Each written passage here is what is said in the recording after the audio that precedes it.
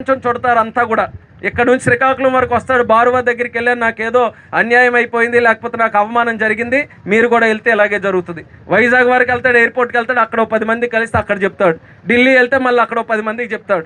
అంటే ఒక్క సంఘటన కానీ ఇక్కడ ఏదైనా అనరానిది జరిగిన అది మళ్ళందరికీ కూడా ఏ రకంగా తిరిగి మనకి దెబ్బ కొడుతుందో ఒక్కసారి మనం అందరం గమనించి, ఎవరు బయట ప్రాంతం నుంచి ఎవరైనా సరే బీచ్ సందర్శించడానికి వస్తే వాళ్ళ దేవుళ్ళలాగా అతిథి దేవో భవ అని అన్నారు, వాళ్ళ దేవుళ్ళలాగే మనం చూసుకొని వాళ్ళు క్షేమంగా ఇక్కడ నుంచి తిరిగి వెళ్ళే వరకు కూడా మనం కూడా దానికి సహకరించే విధంగా చేయాలి. రెండోది, బీచ్కి ఎక్కడెక్కడి నుంచో వస్తున్నారు, ఎందుకు వస్తారు? ఇక్కడ వస్తే అందంగా ఉంటుంది, రిలాక్స్ అవ్వచ్చు, చక్కగా ఎంజాయ్ చేయొచ్చని. అటువంటి బీచ్నే మనం అందంగా పెట్టుకోలేకపోతే, క్లీన్గా ఉంచకపోతే మళ్ళీ అది కూడా ప్రమాదం అయ్యే పరిస్థితి ఉంది. ఇప్పుడే మేము టబ్బులు బాస్కెట్లు వేసుకొని క్లీనింగ్ చేయాలని చేసాం.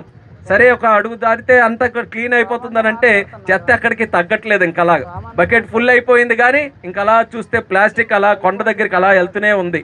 కాబట్టి భవిష్యత్తులో కూడా బారువా ప్రజలే దీనికి ప్రాధాన్యత తీసుకోవాలి. మీరే మీ తాలూకా ఆస్తిగా, దేవుడిచ్చినటువంటి ఆస్తిగా మీరందరూ కూడా జాగ్రత్తగా సంరక్షించుకొని మీ ఇల్లు ఎంత పరిశుభ్రంగా ఉంచుకుంటారో రేపు దీని మీద ఆదాయం మీరే పొందుతారు. కాబట్టి బీచ్ను కూడా మీ ఇల్లులాగా శుభ్రంగా చూసుకునే బాధ్యత ప్రజలందరూ కూడా తీసుకోవాలని ఈ సందర్భంగా మీ అందరికీ విన్నపం తెలియజేసుకుంటున్నాను.